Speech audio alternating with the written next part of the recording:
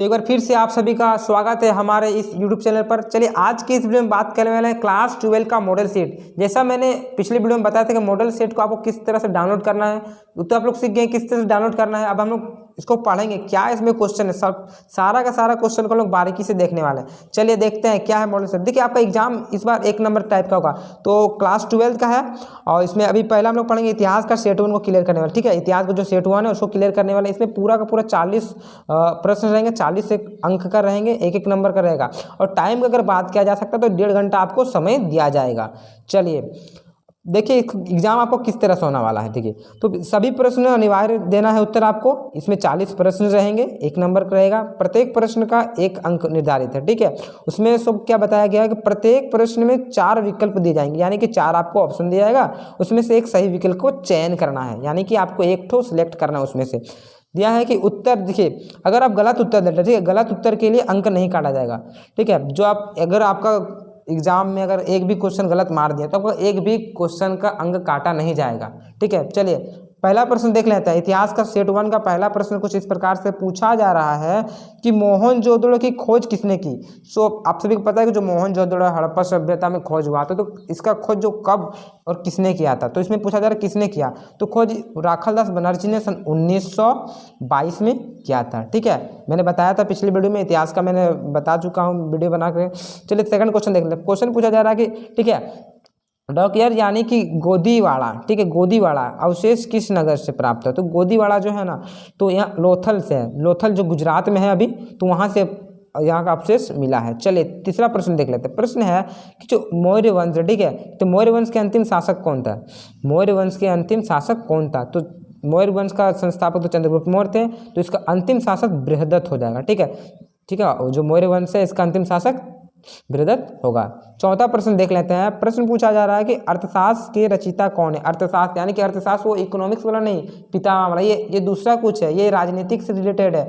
ये बुक बनाया गया, जो इसके मतलब लेखक है वो कौटिल्य है, जिसको हम लोग चाणक्य के बोलते हैं, विष्णुगुप्त बोलते हैं, कौटिल्य ये अर्थशास्त्र के लेखक है। यानी कि बहुत सारे स्टूडेंट सोचते हैं कि वो अर्थशास्त्र इकोनॉमिक्स वाला जो अदर सब, ये तो राजनीतिक से रिलेटेड है, ये जो पुस्तक जो चाणक्य जी ने लिखा है।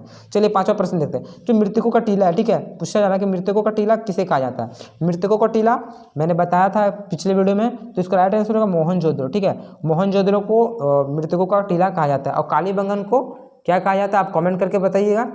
कालीबंगन को क्या कहा जाता है। जिस प्रकार से मोहनजोदड़ो को मृतकों का टीला कहा जाता है, उस तरह से कालीबंगन को क्या कहा जाता है, आप कमेंट करके बोलिएगा। ठीक है, चलिए पांचवा प्रश्न देखते हैं। छठा प्रश्न देख लेते हैं। छठा पूछा जा रहा है कि हड़प्पा नगर की खोज किस वर्ष हुई। जो हड़प्पा है, ठीक है, इसकी खोज कब हुआ। तो साइड बार बहुत ईजी है, 1921 में हुआ था। ठीक है, राय बहादुर दयाराम साहनी ने किया था इसका खोज। चलिए सातवां प्रश्न देख रहे हैं। प्रश्न पूछा जा रहा है कि सिंधु घाटी सभ्यता में नृत्य करती हुई लड़की की ठीक है मूर्ति किस स्थान से बनी। जो एक नृत्य करती हुई महिला की मूर्ति मिली थी, वो कहाँ से मिला था। ठीक है, तो इसका राइट आंसर है मोहनजोदड़ो से। मोहनजोदड़ो से नृत्य करती हुई एक कांस्य की मूर्ति मिला था। तो ठीक है, राइट आंसर रहेगा मोहनजोदड़ो। चलिए आठवां प्रश्न देख लेते हैं फटाक से। प्रश्न पूछा जा रहा है कि मौर्य साम्राज्य की स्थापना किसने की। जो मौर्य साम्राज्य है इसकी स्थापना किसने। सिंपल सी बात है, मैंने बार बार वीडियो में बना के रखा हूँ इतिहास को, उसमें कर देख लेते हैं तो आपको यहाँ से क्वेश्चन सभी मिलेगा। 30 क्वेश्चन तो कंफर्म है। मेरा वीडियो अगर आप लोग देखा होगा तो इस सेट से 30 क्वेश्चन आप लोग बना दीजिएगा। तो राइट आंसर मौर्य वंश की स्थापना चंद्रगुप्त मौर्य ने किया था, तो राइट आंसर भी हो जाएगा। चलिए देख लेते हैं नौवां प्रश्न।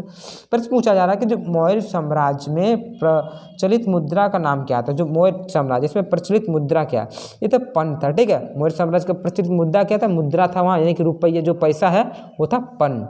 चलिए 10वां प्रश्न देख लेते हैं। मुद्रा राक्षस के लेखक निम्न में से कौन है। जो मुद्रा राक्षस है, इसके लेखक कौन है। तो इसके लेखक है विशाखा दत्त। ठीक है, right answer D, Vishakha Datta Mudrarakshasa के लेखक है। 11वां नंबर प्रश्न देख लेते हैं। प्रश्न पूछा जा रहा है कि निम्नलिखित में से कौन मौर्य वंश का शासक नहीं है। ये जो 4 ऑप्शन दिए हैं, इनमें से कौन मौर्य वंश के शासक नहीं थे। बिंदुसार, अशोक, चंद्रगुप्त मौर्य, अजातशत्रु। ठीक है, कौन इसमें से नहीं है। तो डी हो जाएगा अजातशत्रु। ठीक है, अजातशत्रु ये आपका जाकर हर्यक वंश के थे, इसके पिताजी बिंबिसार, जिसकी हत्या अजातशत्रु ने किया था। तो ये हो जाएगा, ये हर्यक वंश से थे, इसलिए कि अशोक, बिंदुसार, चंद्रगुप्त मौर्य ये सारा का सारा मौर्य वंश से थे, जबकि अजातशत्रु वो हर्यक वंश से थे। तो ये राइट आंसर डी, ये अजातशत्रु हो जाएगा। चलिए 12वां प्रश्न देख लेते हैं। प्रश्न पूछा जा रहा है कि चंद्रगुप्त मौर्य ने सेल्यूकस को कब हराया? सेल्यूकस निकटर था, ठीक है, आपका जाएगा सिकंदर का जो सेनापति था सेल्यूकस निकटर, तो इसको चंद्रगुप्त मौर्य ने कब हराया? तो 305 ईसा पूर्व में इसको हराया था।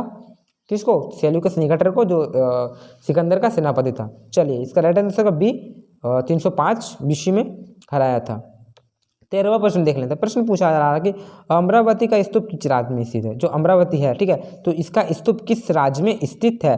तो 13 का राइट आंसर हो जाएगा आपका जाएगा, देख लेते हैं क्या क्या ऑप्शन दिया है। आंध्र प्रदेश, ठीक है, राइट आंसर होगा आंध्र प्रदेश। ज़्यादा ऑप्शन को हम लोग ने देखेंगे, जो है राइट आंसर उसी को हम लोग मैं बता रहा हूँ। तो आंध्र प्रदेश में आपका अमरावती का स्तूप स्थित है। चलिए 14वां प्रश्न देख लेते हैं कि बुद्ध के पूर्व जन्म की कथाएं निम्नलिखित में से किस संकलित में है? ठीक है, जो बुद्ध है, ठीक है, बुद्ध के पूर्व जन्म की कथाएं निम्नलिखित में से किस में संकलित है? बुद्ध की कथाएं तो जातक कथा में स्थित है। जो जातक कथा है इसमें बुद्ध का सारा संकलित है, जन्म से पूर्व के बारे में।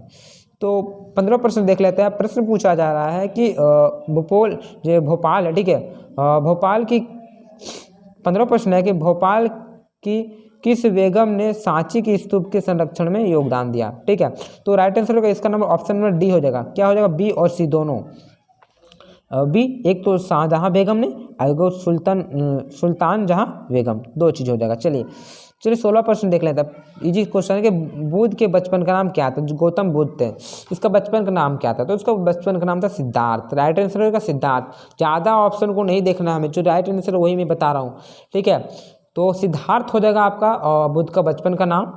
चलिए 16 हो गया। 17वां देख लेते हैं। महावीर का जन्म कहाँ हुआ था? तो महावीर का जन्म हुआ था वैशाली कुंडग्राम में हुआ था। तो वैशाली यहाँ ऑप्शन देख लेंगे। सारनाथ में तो बुद्ध अपना वहाँ दिया था पहला उपदेश, बोध गया में तो उसको बुद्ध को ज्ञान की प्राप्ति हुई। रांची तो होगा नहीं, तो महावीर से रिलेटेड यानी कि वैशाली कुंडग्राम में इसका जन्म हुआ था, तो वैशाली ऑप्शन में दिया हुआ था। 17वां का हो जाएगा। चलिए 18वां प्रश्न देख लेते हैं। प्रश्न है कि जैन समुदाय में प्रथम विभाजन के श्वेतांबर संप्रदाय से संस्थापक कौन थे? श्वेतांबर संप्रदाय के संस्थापक, तो इसका राइट आंसर होगा 18 का, तो आपका जाकर हो जाएगा बी। बी में स्थलभद्र है, तो स्थलभद्र हो जाएगा इसका आंसर। चलिए 19वां प्रश्न देख लेते हैं। 19वां प्रश्न पूछा जा रहा है कि स्तूप संबंध है निम्न में से, तो स्तूप है किससे, कौन धर्म से संबंध है? स्तूप तो हिंदू से, या तो फिर आपका बताया जा रहा है कि बौद्ध धर्म से, जैन धर्म से, शैव धर्म से। तो राइट आंसर 19 का हो जाएगा सी, बौद्ध धर्म से। ठीक है, जो स्तूप है बौद्ध धर्म से संबंधित है। चलिए देख लेते हैं 20वां प्रश्न क्या है। प्रश्न पूछा जा रहा है कि कुंडल वन, ठीक है, जो कश्मीर में है, तो चतुर्थ बौद्ध संगति किस शासक के दरबार में था? तो किसके शासनकाल में हुआ था? ये तो कनिष्क शासन में हुआ था। चतुर्थ बौद्ध संगति मतलब कुंडल वन में हुआ था, ठीक है, वो कनिष्क शासनकाल में हुआ था। चलिए सारा क्वेश्चन हमारे बताए गए वीडियो से मिल रहा है। आप अगर मेरे वीडियो को देखे होंगे तो जाकर चेक कर सकते हैं एक बार। सारा अगर अपने मेरा वीडियो का इतिहास अगर पढ़ा होगा तो आपका सेट 1 से मैं कंफर्म बता रहा हूँ 30 क्वेश्चन अवश्य कीजिएगा अगर मेरे वीडियो को देखा होगा तो। चलिए 21वां प्रश्न देख लेते हैं। तो सूफी परंपरा में पीर से क्या अर्थ है? सूफी परंपरा में पीर से क्या अर्थ है? वो गुरु, ठीक है, पीर से मतलब है गुरु, ठीक है। चलिए हम 22वां प्रश्न देख लेते हैं। पढ़ाक सबको ज़्यादा दिक्कत नहीं है। भक्ति एवं सूफी आंदोलन के संतों का योगदान था। जो भक्ति और सूफी आंदोलन है इसका योगदान है वो धार्मिक सद्भाव से भी था, हिंदू मुसलमानों में एकता भी था, सामाजिक और सद्भाव में भी था। इनमें से सभी इसका राइट आंसर होगा। तो 22 का अगर देखा जाए तो आंसर में, तो 22 का ऑप्शन नंबर डी है, ये सभी होगा। चलिए 23वां प्रश्न देख लेते हैं। प्रश्न पूछा जा रहा है कि भक्ति आंदोलन भारत के किस क्षेत्र में प्रारंभ हुआ? तो भक्ति आंदोलन है भारत के किस क्षेत्र में? वो दक्षिण भारत से स्टार्टिंग हुआ था। दक्षिण यानी कि नीचे की ओर हुआ था, ठीक है, तो दक्षिण भारत में इसका स्टार्टिंग हुआ था भक्ति आंदोलन का। चलिए देख लेते हैं अगला प्रश्न क्या पूछा जा रहा है। 24वां नंबर। हाँ, तो प्रश्न पूछा जा रहा है कि जो कीर्तन है, ठीक है, कीर्तन को प्रारंभ करने वाले संत का क्या नाम था? जो कीर्तन है तो कीर्तन को प्रारंभ करने वाले संत का क्या नाम था? तो ऑप्शन नंबर जो इसका हो जाएगा डी 24 का, तो ये तो चैतन्य महाप्रभु राइट आंसर हो जाएगा। चलिए बात कर लेते हैं हम लोग 25वां प्रश्न का। 25 पूछा जा रहा है कि निजामुद्दीन औलिया किस सूफी सिलसिले से संबंधित है? तो अगर आपको बुक पढ़े होंगे आप लोग तो चिश्ती से संबंधित, ठीक है, बुक में है देखिए निजामुद्दीन औलिया का सूफी सिलसिले से संबंधित, तो वो किस सिलसिले से संबंधित? वो चिश्ती से संबंधित है। फिर पूछा जा रहा है कि जो तालवंडी किस का जन्म स्थान है? तालवंडी है, ठीक है, तो किसका जन्म स्थान है? तो गुरु नानक का जन्म स्थान है तालवंडी। चलिए हम लोग देख लेते हैं 37वां प्रश्न। प्रश्न पूछा जा रहा है कि किस काल में प्रशासन में न्यायाधिकार व्यवस्था एवं अयंगार व्यवस्था प्रचलित है। तो पूछा जा रहा है तो किस काल में प्रशासन में न्यायाधिकार व्यवस्था एवं अयंगार व्यवस्था थी। तो ऑप्शन नंबर जो 27 का हो जाएगा आपका जाकर बी, विजयनगर काल, इससे संबंधित है। ठीक है, चलिए 28वां प्रश्न बात कर लेते हैं फटाक से। तो 1565 ईस्वी में कौन सा प्रसिद्ध युद्ध था। तो पता है तालीकोटा का युद्ध हुआ था 1565 में। ठीक है, इसका राइट आंसर हो जाएगा 28 का ऑप्शन नंबर है, तालीकोटा का युद्ध हुआ था 1565 में। चलिए हम लोग बात कर लेते हैं 19वां प्रश्न का। तो प्रश्न पूछा जा रहा है विजयनगर साम्राज्य की स्थापना कब हुई। विजयनगर साम्राज्य वेरी वेरी मस्ट सिंपल, बहुत ईजी भी है क्वेश्चन। तो विजयनगर साम्राज्य की स्थापना हुआ थी सन 1336 ईस्वी में। ठीक है, तो 1336 ईस्वी में विजयनगर साम्राज्य की स्थापना, विजयनगर की स्थापना हरिहर और बुक्का दोनों भाई ने किया था। चलिए 30वां प्रश्न देख लेते हैं क्या प्रश्न पूछा जा रहा है। कृष्णदेव राय किस साम्राज्य के राजा थे। जो कृष्णदेव राय थे वो विजयनगर से संबंधित है, याद है ना, विजयनगर साम्राज्य तो पूरा आप लोगों को पढ़ा ही होगा। तो ऑप्शन नंबर डी हो जाएगा आपका, विजयनगर साम्राज्य से संबंधित है।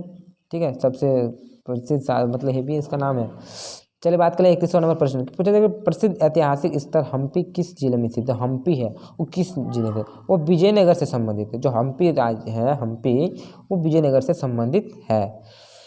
हम्पी का अगर देखना हो आपका चित्र तो 50 का नोट आप निकाल के देख सकते हो, उसमें मिल जाएगा आपको। चलिए 32वां प्रश्न देख लें। कृष्णदेव राय, ठीक है, कृष्णदेव राय के दरबार में अष्टदिग्गज कौन थे। जो अष्टदिग्गज हुआ करते थे, ठीक है, वो कौन थे अष्टदिग्गज।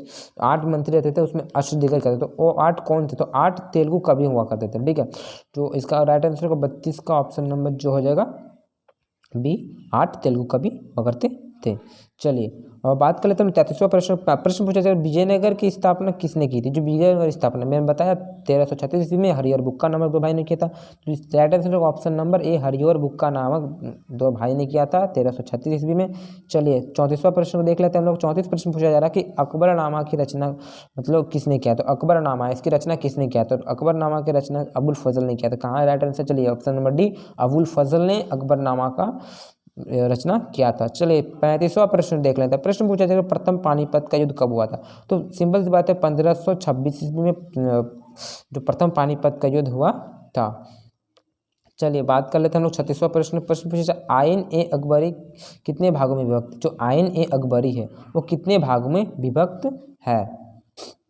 तो आइन ए अकबरी 5 भागों में विभक्त है। ठीक है, याद रखिएगा, आइन ए अकबरी 5 भागों में विभक्त है और अकबरनामा 3 भागों में विभक्त है। चलिए बात कर लेते हैं 37वां प्रश्न की।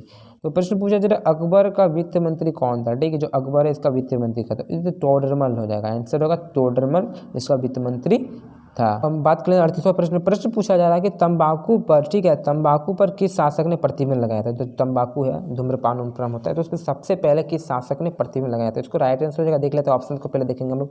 तो राइट आंसर होगा जहांगीर। ठीक है, इसका राइट आंसर होगा जहांगीर ने सबसे पहले तंबाकू पर रोक लगाया था। चलिए अगला प्रश्न की बात कर लेते हैं। 29वां प्रश्न है, इसके बाद तो 40वां, उसके बाद तो समाप्त हो जाएगा। पूछा जा रहा प्रश्न कि मुगल काल में, ठीक है, सर्वप्रथम सर्वाधिक उपजाऊ भूमि को क्या कहा जाता है। तो मुगल काल में सर्वाधिक जो उपजाऊ भूमि होती है उसको क्या कहा जाता था। तो इसका right answer option number A, ठीक आता था। ठीक है, पोलज कहा जाता था, जो सबसे ज़्यादा उपजाऊ भूमि हुआ करता था। चलिए आज का आखिरी प्रश्न है, ये सेट 40वां प्रश्न है सेट 1 का। इसके बाद आपका सेट 2 आने वाला है। तो इस वीडियो को पूरे देखें, आप दोबारा देख लीजिएगा तो आपका एक भी क्वेश्चन डाउट नहीं रहेगा। तो चलिए आखिरी प्रश्न बात कर लेते हैं। प्रश्न पूछा जा रहा है कि आप कहा कि मुगल काल, ठीक है, तो मुगल काल में साम्राज्य की आय का सर्वाधिक महत्वपूर्ण साधन क्या था। मुगल जो काल था उसमें सबसे ज़्यादा आय का, है ना, आय का स्रोत होता था। तो सबसे ज़्यादा महत्वपूर्ण साधन क्या था। तो जजिया, यानी कि एक प्रकार से कर हुआ करता था। जजिया मानी कि देखिए कर से ज़्यादातर वहाँ का जो शासक हुआ करता था, तो सर कर लिया जाता था, उसमें से उसका आय का स्रोत ज़्यादा हुआ करता था। चलिए आज की वीडियो में इतना ही, नेक्स्ट वीडियो मिलते हैं नेक्स्ट सेट के साथ। धन्यवाद, जय हिंद, जय भारत।